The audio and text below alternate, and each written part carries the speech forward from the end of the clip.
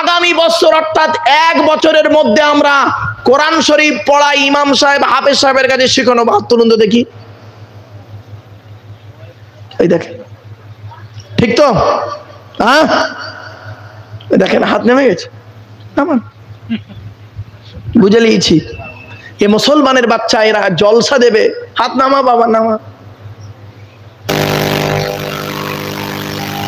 এ মুসলমানের বাচ্চা, এরা জলসা দেবে, কোরআন পড়া শিখবে না। জলসা দেবে, কোরআন পড়া শিখবে না। রাস্তার ধারে একটা হোটেল দেখতে পেয়েছেন, লেখা আছে হাজি বিরিয়ানি, সামনে রয়েছে একটা লাল কাপড় জড়ানো হাঁড়ি, লেখা আছে হাজি বিরিয়ানি। বিরিয়ানি সেন্ট পাচ্ছেন নাকে, বড় ভালো লাগছে। এটা বেশি আনন্দ না বিরিয়ানি হোটেলের ভিতরে ঢুকে 1 প্লেট বিরিয়ানি নিয়ে খাওয়াটা আনন্দ? বাহ, কত সহজে বুঝে ফেললেন। তো আব্দুল্লাহ গিল মারুফ কোরআন পড়ছে, বাংলা মানে করে শোনাচ্ছে, এটা বেশি আনন্দ না আপনি নিজে কোরআন পড়তে পারলে আনন্দ? তাহলে কেন কোরআন পড়া থেকে পিছিয়ে আছেন? এই জলসা কমিটি, কোরআন থেকে পিছিয়ে কেন? এই মসজিদ কমিটি, কোরআন থেকে পিছিয়ে কেন? কোরআন পড়া থেকে পিছিয়ে কেন? বিবেককে প্রশ্ন করো। কবরে তো শুতে হবে, ওই মাঠে দেখা হবে। চলুন সেই আলোচনা আজকের হবে। একবার কোরআন শুরু তাফসীর যে সূরাটির আলোচনা করব, কোরআনের 64 নম্বর সূরা। কত নম্বর? 64 নম্বর সূরা। সূরাটির নাম হলো সূরা তাগাবুন। কি নাম? কি নাম? সূরা তাগাবুন। সূরাটি আমার গোটা মুখস্থই আছে বাপ। আপনাদের দোয়া, বাম্মা ওস্তাদ পীরের দোয়ার ওসিলা আল্লাহ পাক রেখেছেন হৃদয়ে। তবুও কোরআন শরীফকে সাথে নেই কেন? মুতাশাবিহাত আয়াত তো লাগতেই পারে, সেই জন্য সঙ্গে নেওয়া। তাই আপনাদের কাছে আমি অনুরোধ করছি, চলুন সূরাটি শুরু করার আগে কয়েক কটা কথা আপনারা জেনে নিন। কোরআন পড়তে গেলে সর্বপ্রথম কি করতে হবে? নাপাক থেকে পাক হতে হবে। কোরআন নিজেই বলছে, ইন্নাহু লাকুরআনুন কারীম ফি কিতাবিন মাকনুন লা ইয়ামাসসুহু ইল্লাল মুতাহহারুন। 27 নম্বর পারা, সূরার নাম সূরা ওয়াকিয়ার মধ্যে আল্লাহ জানিয়ে দিলেন, এ কোরআন হলো মর্যাদাশীল কোরআন। এ কোরআন আল্লাহ রাব্বুল আলামিন লাউহে মাহফুজে সংরক্ষিত রেখেছেন। লা ইয়ামাসসুহু ইল্লাল মুতাহহারুন, বিনা পবিত্রতায় কোরআনকে স্পর্শ করিও না। কোরআনকে স্পর্শ করতে গেলে ওযু করতে হবে, নামাজ পড়ার আগে ওযু করতে হবে। কোরআন জানিয়ে দিয়েছে, ইয়া আইয়ুহাল্লাযীনা আমানু ইযা কুমতুম ইলাস সালাতি ফাগসিলু বুজুহাকুম ওয়া আইদিয়াকুম ইলাল মারাফিকি ওয়ামসাহু বিরুসিকুম ওয়া আরজুলাকুম ইলাল কাবাইন। 6 নম্বর পারা, 7 নম্বর পৃষ্ঠার 1 নম্বর লাইন, সূরার নাম সূরা মাইদা। কোরআন জানিয়ে দিয়েছে, ঈমানদার বান্দাগণ নামাজের জন্য যখন দাঁড়াবে সর্বপ্রথম মুখমণ্ডল ধৌত করে নাও। কতদূর মুখমণ্ডল ধৌত করবেন দেখে নিন, শিখে নিন, বুঝে নিন, জেনে নিন। এ চুলের গোড়া থেকে নিয়ে থুতনি পর্যন্ত, এ কানের লতিকা থেকে নিয়ে অপর কানের লতিকা পর্যন্ত ভালো করে ধৌত করতে হবে। যাদের ঘন দাড়ি আছে ভালো করে একটু খেলাল করে নেবেন, অনুরোধ করে বলে যাচ্ছি। 2 নাম্বার হলো ওয়াইদিয়াকুম ইলাল মারাফিকি, হাতের কনুইয়ের উপর পর্যন্ত ধৌত করতে হবে। 3 নাম্বার হলো ওয়ামসাহু বিরুসিকুম, মাথামণ্ডল মোছা করতে হবে। 4 নাম্বার হলো ওয়ারজুলাকুম ইলাল কাবাইন, পায়ের কাঁধের উপর পর্যন্ত ধৌত করতে হবে। এখন প্রশ্ন হলো, ওযু করতে গেলে পানির প্রয়োজন। এখন যদি পানি, ডাক্তার আপনাকে পানি স্পর্শ করতে নিষেধ করে, আপনি এমন একটা জায়গায় গিয়ে পড়েছেন সেখানে পানির প্রবলেম আছে বা অনেক সমস্যা আছে, আপনি কি করবেন?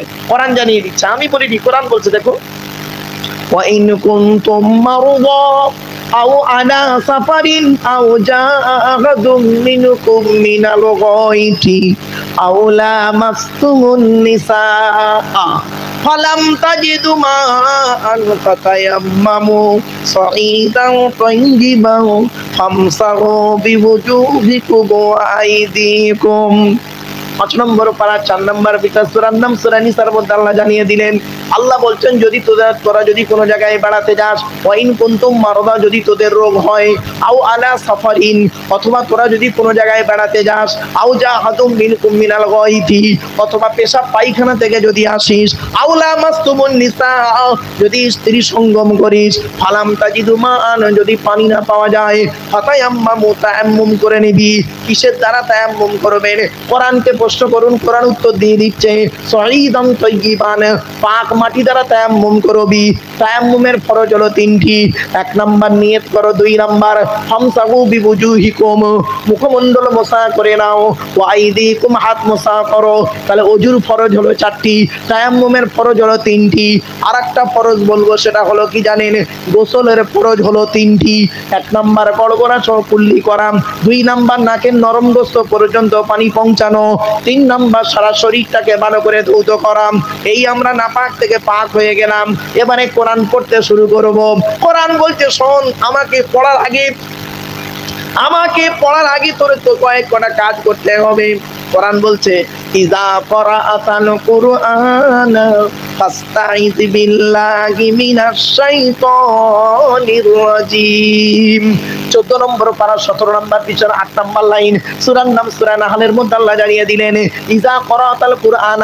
বাবা মাঝির আগে ইযা শব্দ এলে মুস্তাকবিলের মানে হয়, পাস্ট টেন্সের আগে ইজা শব্দ এলে ফিউচার টেন্সের মানে হয়।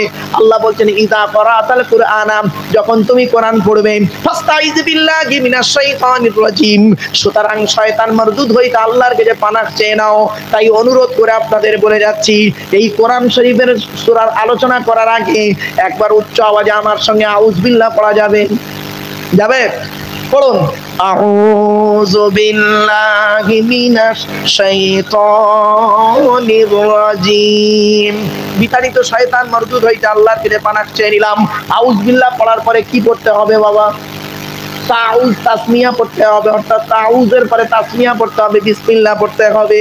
দলিলটা জানিয়ে দিচ্ছি, কোরআন জানিয়ে দিচ্ছে ইন্নাহু মিন সুলাইমান ওয়া ইন্নাহু বিসমিল্লাহির রহমানির রহিম। 19 নম্বর পারার 18 নম্বর পৃষ্ঠা 4 নম্বর লাইন, সূরার নাম সূরা নামানের মধ্যে আল্লাহ পাক জানিয়ে দিলেন সুলাইমান বিন দাউদ বলে একজন নবী ছিল, নাম শুনেছেন? সুলাইমান নবী যখন সাবার রানী বিলকিসকে চিঠি দিয়েছিলেন, চিঠির প্রথমে লিখেছিলেন আল্লাহর নামে শুরু করছি, যিনি পরম দয়ালু দয়াবান। আমার নবী বলেছেন কি জানেন? আমার নবী বলেছেন মান ক্বালা বিসমিল্লাহির রহমানির রহিম মাররাতান লাম ইয়াবকি মিন যুনুবিহি যাররা। আল্লাহর নবী বলেন, বান্দা যখন একবার বিসমিল্লাহির রহমানির রহিম পড়বে, আল্লাহ পাক তার জীবনের সগীরা গুনাহগুলো maaf করে দেবে। তো আমার বাপের একবার বিসমিল্লাহ পড়া যাবে? হ্যাঁ, পড়ুন, বিসমিল্লাহির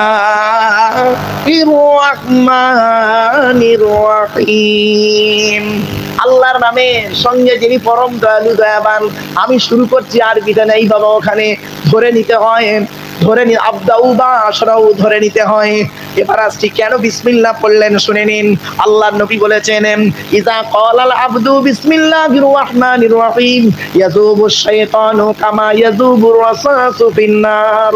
আল্লাহর নবী বলেন, বান্দা যখন বিসমিল্লাহির রহমানির রহিম পড়বে, শয়তান এমন ভাবে গলে যায়, সরে যায়, যেমন নাকি আগুনে সীসা গলে যায়। আপনি কেন বিসমিল্লাহ পড়বেন শুনে নিন। আল্লাহ নবী বলেছেন কুল্লু আমরিন যিবাদিন লাম ইবদা বিসমিল্লাহির রহমানির রহিম ফাহুয়া আফতার। আল্লাহ নবী বলেন, প্রত্যেকটা কাজ যখন শুরু করবে বিসমিল্লাহ দিয়ে শুরু করবে। আর বিসমিল্লাহ ছাড়া যদি কোনো কাজ শুরু করেছো, ওতে কোনো বরকত পাবে না, ওটা হবে লেজ কাটা। তাই আপনাদের করজোড়ে বলে গেলাম, আউজ বিল্লাহ বিসমিল্লাহটা পড়িয়ে নিলাম। এবারে আসছি যে সূরাটির আলোচনা করব, সেই সূরাটির নাম হলো সূরা তাগাবুন। কি বললাম? সূরা তাগাবুন কোরআনের 64 নম্বর সূরা, সূরার নাম সূরা তাগাবুন। এই সূরার ভিতরে দুটো রুকু রয়েছে, আর কি আছে জানেন? 18টা আয়াত রয়েছে।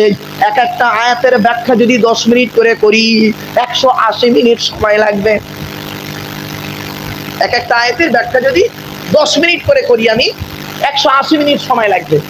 আপনাদের অত সময় দিতে হবে না, খুব তাড়াতাড়ি শেষ করে দেবো, পুরো বিল্লাহ তরজমা করে সংক্ষিপ্ত তাফসীর, সংক্ষিপ্ত আলোচনা শেষ করে দেবো, চিন্তা নেই।